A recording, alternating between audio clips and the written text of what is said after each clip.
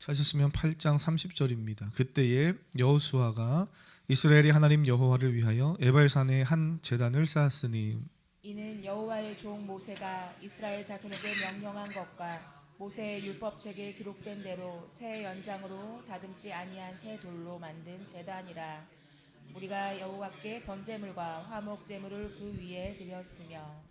여호수아가 거기서 모세가 기록한 율법을 이스라엘 자손의 목전에서 그 돌에 기록하매 온 이스라엘과 그 장로들과 관리들과 재판장들과 본토인뿐 아니라 이방인까지 여호와의 언약궤를 맨 레위 사람 제사장들 앞에서 궤의 좌우에 서되 절반은 그리심산 앞에 절반은 에발산 앞에 섰으니 이는 전에 여호와의 종 모세가 이스라엘 백성에게 축복하라고 명령한 대로 함이라. 그 후에 여호수아가 율법책에 기록된 모든 것을 축복과 저주하는 율법의 모든 말씀을 낭독하였으니 모세가 명령한 것은 여호수아가 이스라엘 온 회중과 여자들과 아이와 그들 중에 동행하는 거류민들 앞에서 낭독하지 아니한 말이 하나도 없었더라. 아멘. 나는 함께 읽은 말씀을 나누길 원합니다. 제가 몸이 아픈 건 아닌데 기침이 계속 나서 계속 한 몇 주간 설교하면서 하여튼 기침을 하면서 설교를 해서 하여튼 성도들 듣는데 좀 하여튼 매끄럽지 않아서 제가 너무 늘 죄송한 마음이에요. 기침이 계속 나서 약을 먹었더니 그 목소리가 너무 중저음이 됐어요. 할렐루야. 기도 많이 한 목사님처럼 산에 가서 한 기도 한 몇 주 하고 온 것처럼 목소리가 너무 중저음이 돼서 감기가 났더라도 요 중저음이 있으면 좋겠다 하는 욕심이 감기는 낫고 싶고 중저음은 가지고 싶고 하는 그 욕심이 있는데 어쨌든 성도님 좀 오늘까지 다음 주는 뭐 낫겠죠. 그래서 좀 불편하시더라도 좀 이해해 주시고 지금까지 그러셨듯이 말씀의 은혜를 받으시기를 주님의 이름으로 축복합니다. 한 주간 설 명절이 꽤 길게 이제 진행이 돼요. 가족이 함께 모여서 즐거운 시간도 보내고 만나는 뭐 음식을 먹기도 하고 또 찾아와 뵙고 인사도 해야 될 일들도 있겠지요. 그런데 꼭 해야 할 일, 기쁨과 감사로 예배하는 일들을 우리 사랑하는 성도들의 가정에서 꼭 하는 그런 한 주간이 될 수 있기를 바랍니다.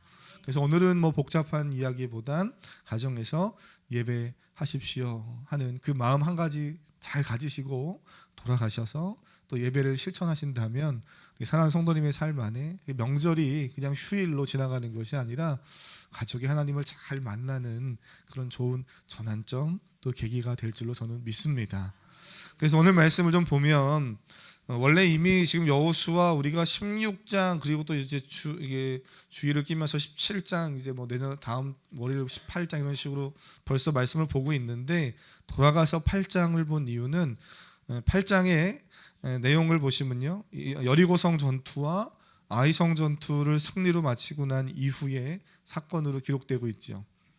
비록 중간에 아간이 범죄함으로 인해서 아이성 전투에서 큰 실패를 맛보기는 했지만 하나님 앞에 다시 회개하고 말씀대로 순종하여서 아이성을 점령하는 그 귀한 승리를 거둔 상태입니다.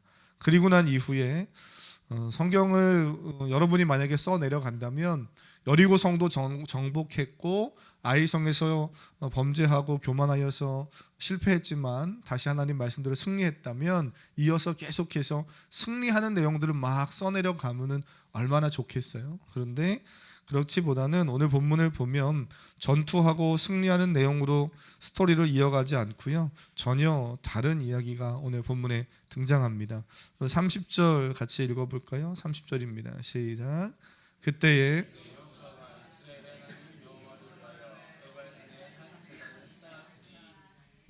그렇습니다. 그때에 여호수아가 이스라엘의 하나님 여호와를 위하여 한 제단을 에발산에 쌓았다. 이렇게 이야기하고 있는 것을 보게 되죠. 그때는 바로 앞에 있었던 일을 이야기하는 거예요. 어떤 일입니까?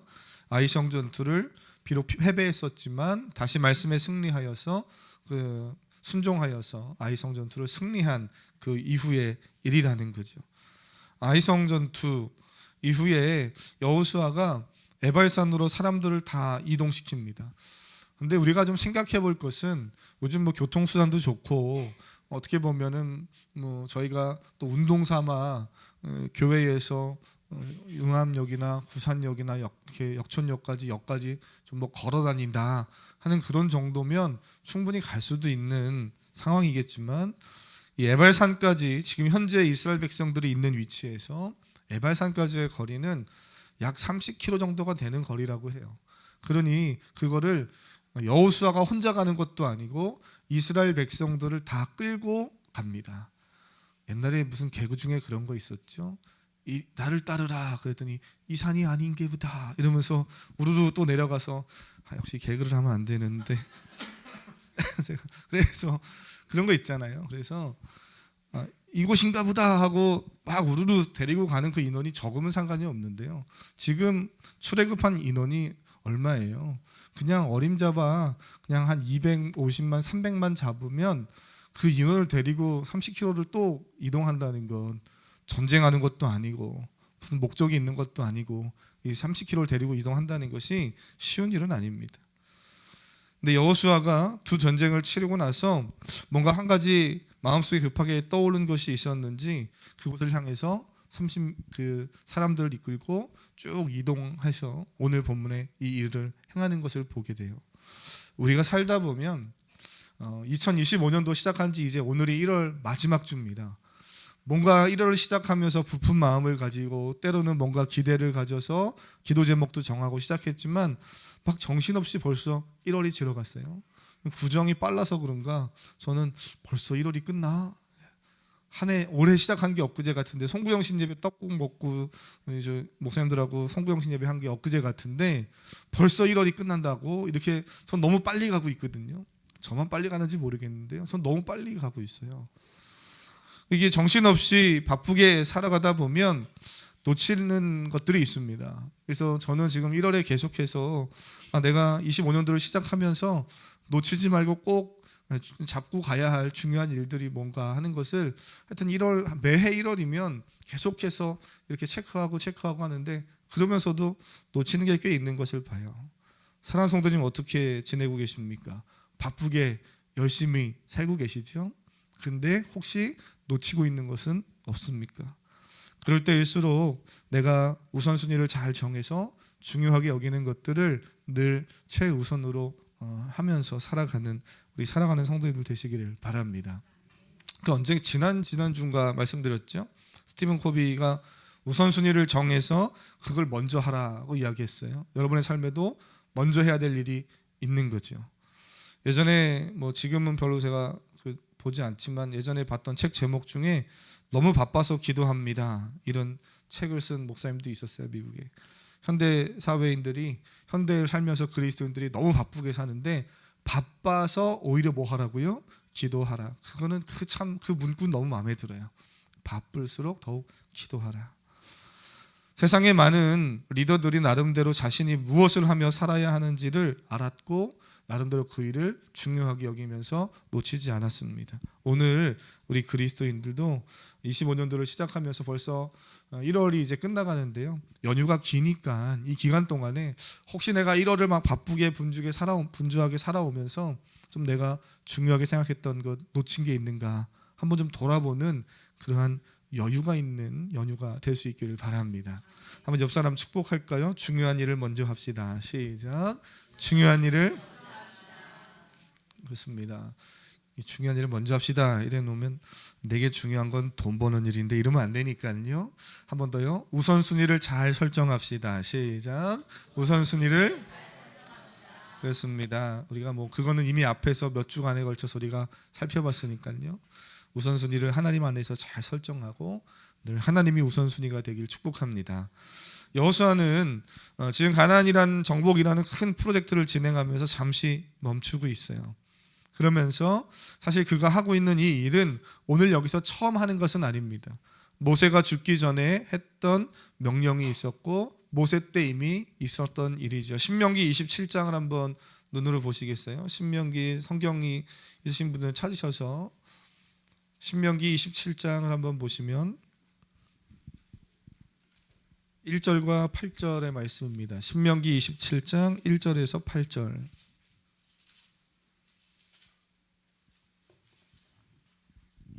한번 쭉 읽어보겠습니다. 신명기 27장 1절에서 8절 시작.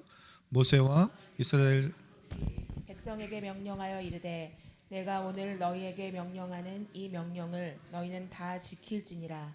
너희가 요단을 건너 내 하나님 여호와께서 내게 주시는 땅에 들어가는 날에 큰 돌들을 세우고 석회를 바르라.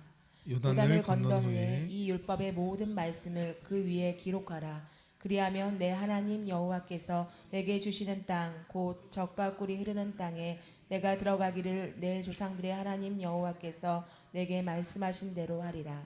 너희가 요단을 건너거든 내가 오늘 너희에게 명령하는 이 돌들을 에발산에 세우고 그 위에 석회를 바를 것이며 또 거기서 내 하나님 여호와를 위하여 제단 곧 돌단을 쌓되 그것에 새 연장을 대지 말지니라. 너는 다듬지 않은 돌로 내 하나님 여호와의 제단을 쌓고 그 위에 내 하나님 여호와께 번제를 드릴 것이며 또 화목제를 드리고 거기에서 먹으며 내 하나님 여호와 앞에서 즐거워하라. 너는 이 율법의 모든 말씀을 그 돌들 위에 분명하고 정확하게 기록할지니라. 아멘. 이 모세가 지금 쭉 우리가 말씀을 읽은 것처럼 이런 일들을 지금 명령하고 그리고 쭉 그 밑에서 또 하고 있는 것을 보게 되죠.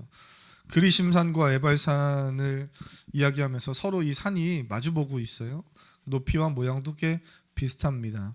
놀랍게도 이 두 산은 차이가 있어요. 그래서 여기서는 크게 그림상으로는 잘 안 보이는데요. 한쪽은 그리심산, 한쪽은 에발산입니다. 그래서 한쪽은 축복의 산이라고 부르고 한쪽은 저주의 산이라고 이스라엘 백성들이 그렇게 오늘 성경에서 이야기하고 있고요.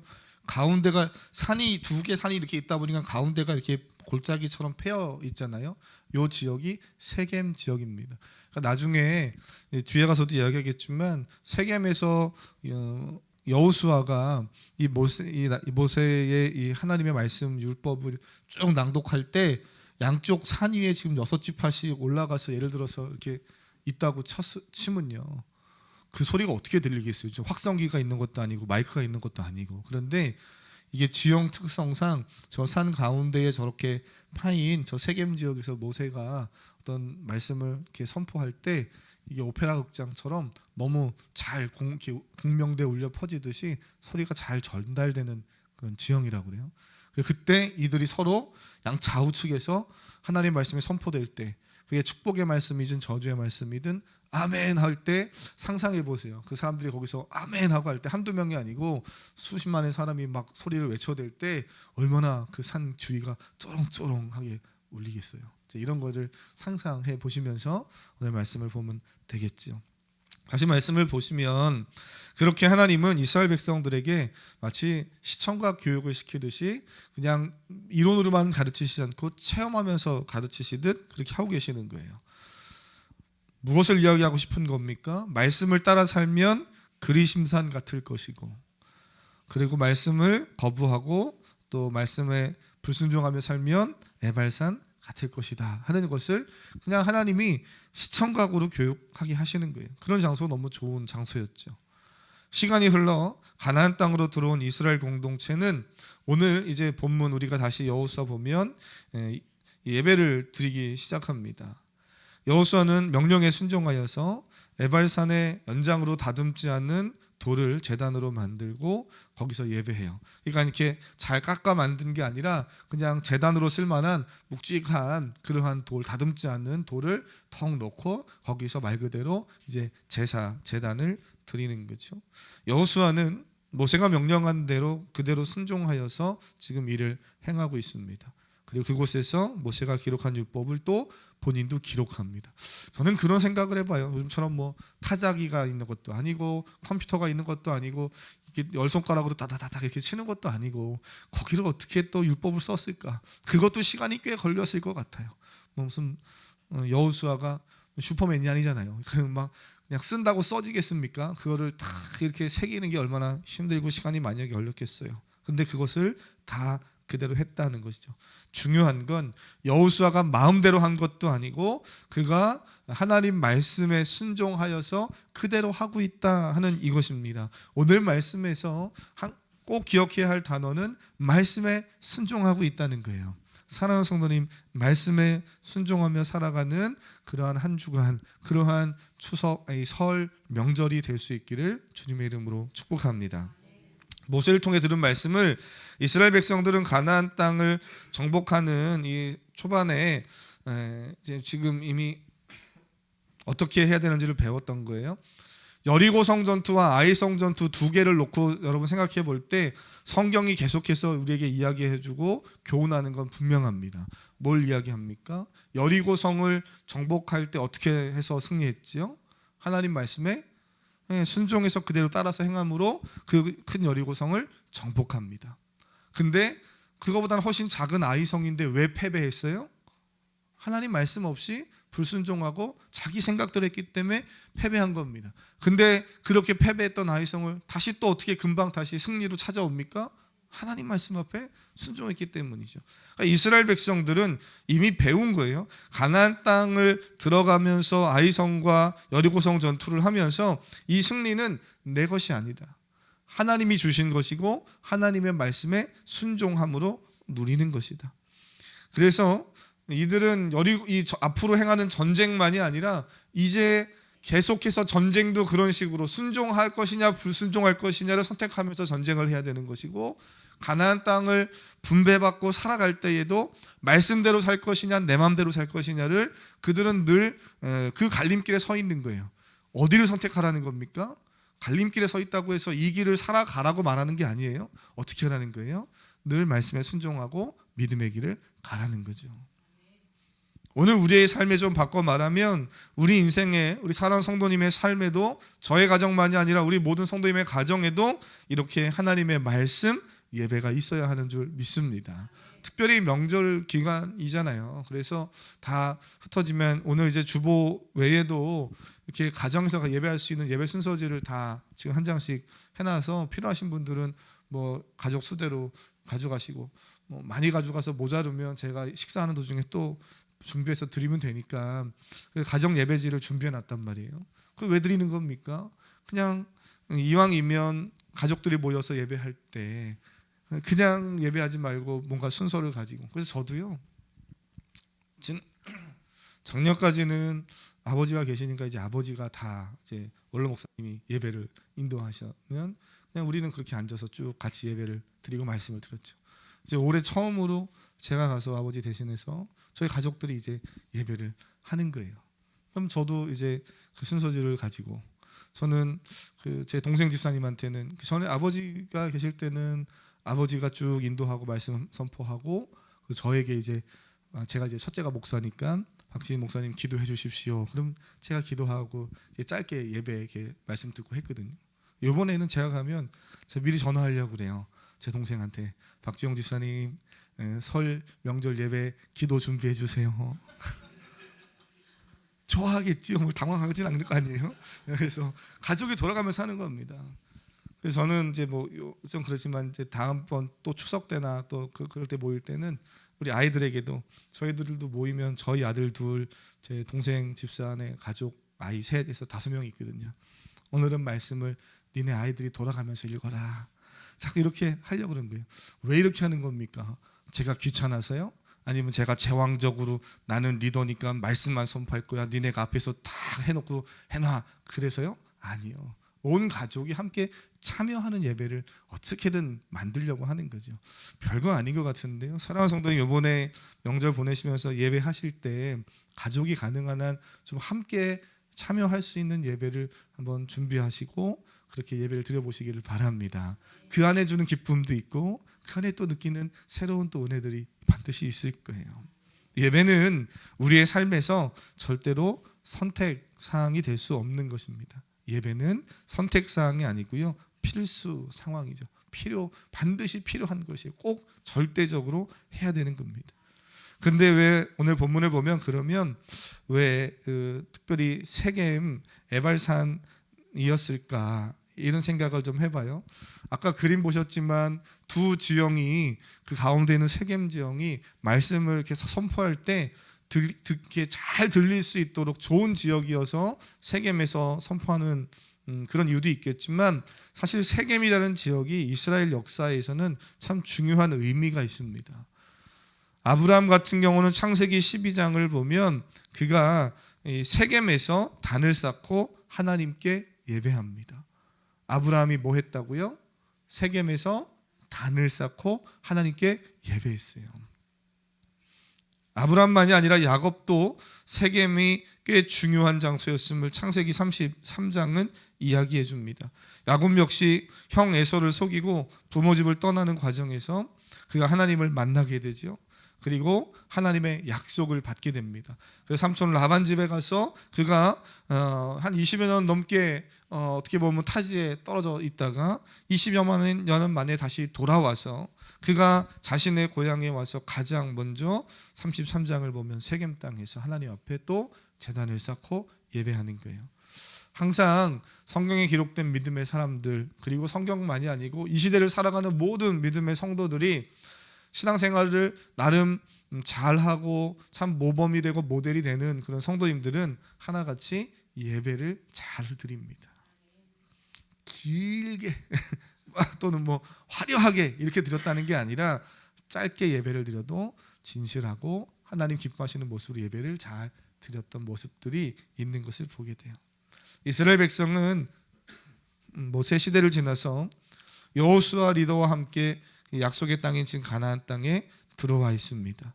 그리고 그 하나님의 약속이 성취됐다는 것을 지금 이미 온 몸으로 경험하고 있는 거죠. 그래서 그 의미를 담아서 세겜에서 하나님께 다시 한번 예배하고 있는 오늘 모습을 보게 되죠. 가만히 생각해 보면 하나님이 이렇게 예배를 원하시는 것은, 하나님은 이스라엘 공동체가 애굽 땅에서 나와서 출애굽해서 가나안 땅에 도착하게 하는 이 단순한 것, 이 목적만 가지고 있는 것이 아니었음을 우리는 기억해야 돼요. 왜 자꾸 이렇게 하나님이 예배를 강조하시는가? 왜 할례를 행하게 하는가? 혹시 지난번에 할례에 대한 이야기할 때 기억나십니까? 뭘 확인하라고 그랬습니까? 정체성을 확인하는 것이 여호수아서에서 할례를 하는 목적이었습니다. 너는 누구냐 하는 것에 대한 정체성. 왜 하나님이 자꾸 예배하게 하는가? 전쟁하기도 바쁜데, 땅을 정복하고 차지하기도 바쁜데 왜 그 전혀 필요 없어 보이는 예배를 자꾸 하라고 하는가? 예배를 하나님이 너무 중요하게 여기시기 때문인데요. 이스라엘 공동체가 출애굽한 목적도 거기 있는 거예요. 가나안 땅을 들어가는 것이 목적이 아닙니다. 가나안 땅에 들어가서 전쟁에서 승리하는 것만이 목적이 아니에요. 우리말로 바꾸면 우리가 좋은 집을 얻고 좋은 빌딩을 사고 좋은 직장에서 돈 많이 벌고 성공하는 것, 그것만이 구원받은 자의 목적이 아니라는 겁니다. 하나님이 원하시는 건 그 가나안 땅에 들어가서 예배자로 살길 원하는 것이고, 하나님만을 예배하는 좋은 모델이 되기를 원하시는 거예요. 우리의 표현을 다시 바꾸면 여러분이 좋은 빌딩도 얻을 수 있습니다. 삶의 자리에서, 직장에서, 사업장에서 성공해서 많은 돈을 얻을 수도 있습니다. 그래서 아시죠? 거기서 그걸로 뭐 할 거냐는 거예요. 그것 자체가 목적이 아니라 하나님이 주신 은혜와 복을 가지고 복음을 전하는 삶, 예배하는 삶, 정말 세상이 볼 때 저 사람은 좋은 그리스도인이구나, 저렇게 사는 게 그리스도인의 삶이구나, 저런 게 예배구나 하는 것을 우리는 보여줘야 할 책임이 있는 줄 믿습니다.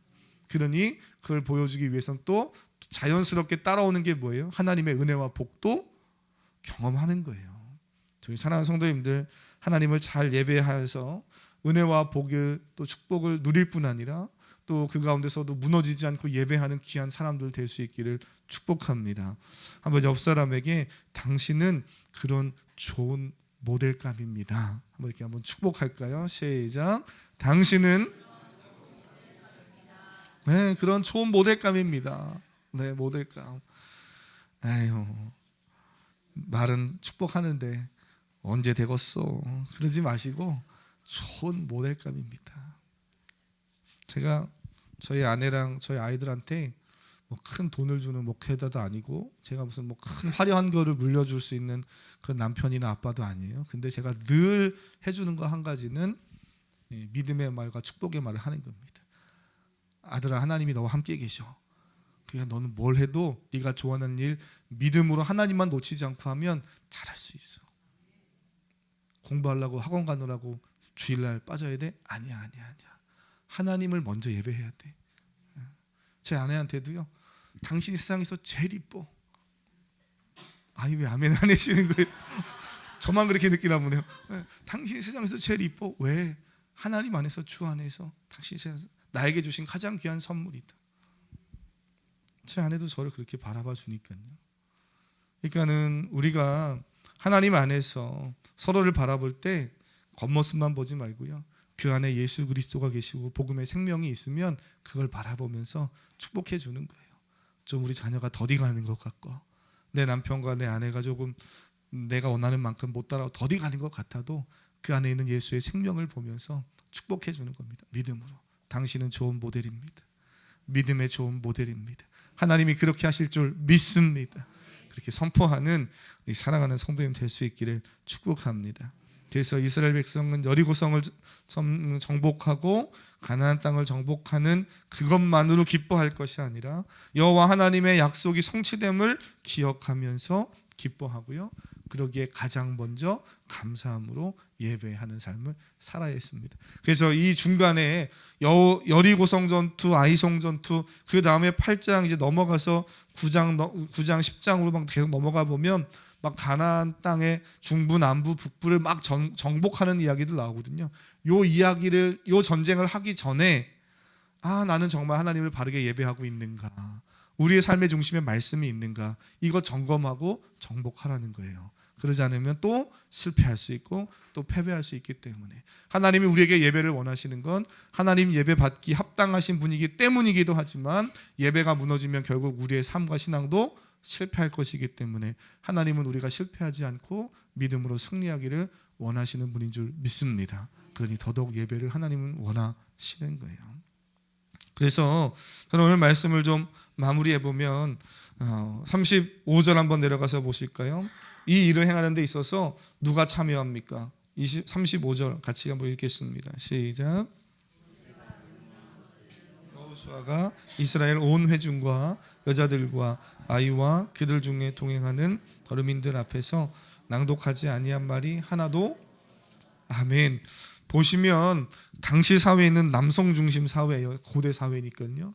그런데 여기는 남자들이나 리더들이나 전쟁에 나가 싸울 만한 어떤 힘 있는 사람이거나 요즘 우리로 하면 재력 있는 재력가나 이런 사람들만 모인 게 아니라 여자들, 아이들, 심지어 이스라엘 백성들이 출애굽할 때 나도 그 하나님 믿어보고 나도 당신들과 같이 그 공동체 안에 들어가겠습니다라고 따라 나온 많은 이방인들과 나그네들도 있습니다. 그들도 다 하나님은 동일한 마음으로 포함해서 사랑하고 예배하라고 말하고 예배를 받으시는 하나님임을 성경은 이야기하죠.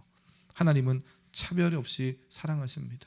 혹시 올 한 해 이제 이번 한 주간 가서 가족끼리 예배할 때 저희야 뭐 형제 둘밖에 없어서 많은 인원이 모이지 않지만 많은 가족이 또 모이는 분들도 있을 거예요. 또 많이 모이든 적게 모이든 관계가 좀 서운한 분들도 있을 수 있습니다. 가족 중에. 그렇다 할지라도 하나님이 차별 없이 모두가 예배하기를 원하시는 걸 기억하면서 하나님의 마음, 예수 그리스도의 마음을 가지고 가족을 위해, 친인척을 위해, 더 나아가서는 우리가 좀 민족과 이웃과 사회를 위해 선교하는 선교사님들과 그 민족을 위해 기도할 수 있는 그러한 우리 가정들까지 되기를 주님의 이름으로 축복합니다. 함께 같이 이 시간 찬양하길 원합니다. 이 찬양 고백할 때 하나님 정말 사랑합니다. 온 마음 다해서 사랑합니다. 하나님의 귀한 은혜가 넘쳐나기를 원합니다. 우리 그런 마음을 가지고 함께 같이 고백하고 기도하신 후에 부부가 같이 앉아 계시면 서로 가정을 위해서, 자녀를 위해서, 또 우리 사랑하는 성도님들 이번 명절에 만날 가족들, 또 나를 찾아올 또 자녀들 기억하면서 우리 그들을 주님의 이름으로 축복하며 함께 기도하기를 원합니다. 찬양하겠습니다. 예수 사랑합니다.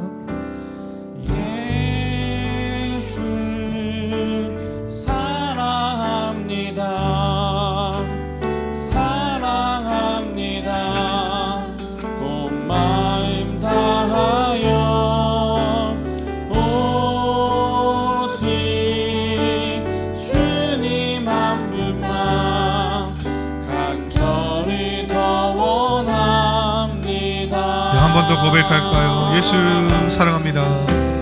예수 사랑합니다.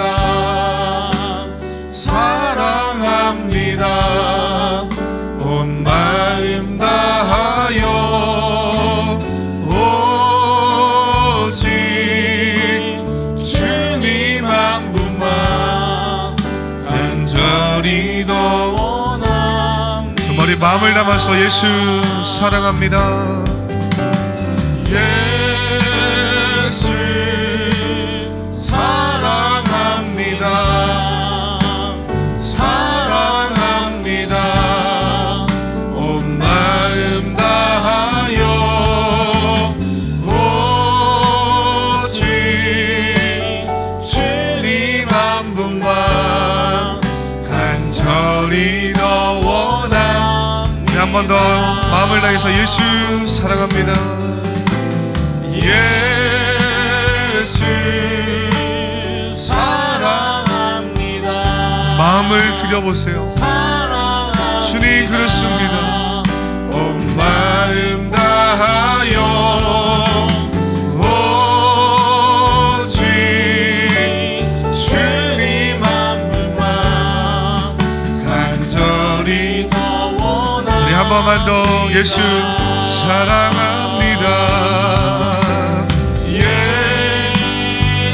예수님 사랑하지 않고 그 은혜 알지 못하고 하나님 이웃을 사랑할 수 없습니다. 온 마음 다해 주님 사랑합니다. 주님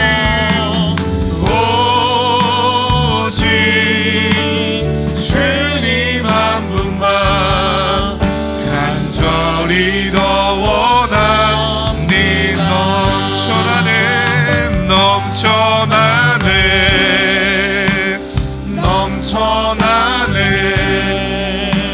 주를 향한 내 속에 갈망이 주님께로 날 이끌어 주소서. 주님을 우리 마음을 들여 넘쳐나네 넘쳐나네 넘쳐나네 주를 향한 내 속에 갈망이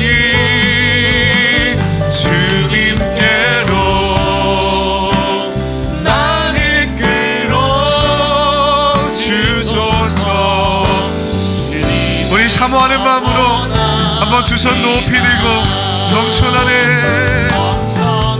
이 시간 우리의 심령 속에 우리의 가정 가운데 주의 사랑과 은혜가 하나님 넘쳐나길 원합니다. 갈망이 주님께로 날 이끌어 주소서. 주님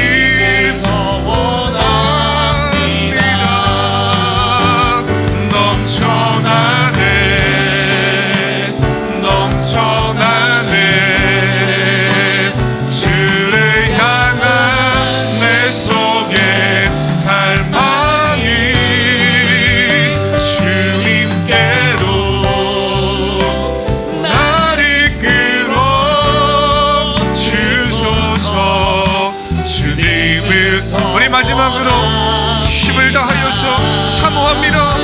넘쳐나네 넘쳐나네 주를 향한 내 속에 갈망이 주님께로 날 이끌어 주소서. 주님 우리 그 마음을 가지고 우리 주여 한번 부르며 하나님 주의 은혜를 넘치고 아버지 넘치게 하시옵소서. 아버지 용서해야 될 사람이 있다면 주의 사랑으로 용서하고 사랑해야 한다면 주의 사랑으로 사랑하게 하소서. 우리 주여 한번 부르고 기도합니다. 주여 살아계신 하나님 오늘도 사랑하는 귀한 성도들을 불러주셔서 하나님 저들에게 은혜를 주시옵소서. 하나님 우리의 삶에 늘 하나님을 예배하는 예배의 재단이 있길 원합니다.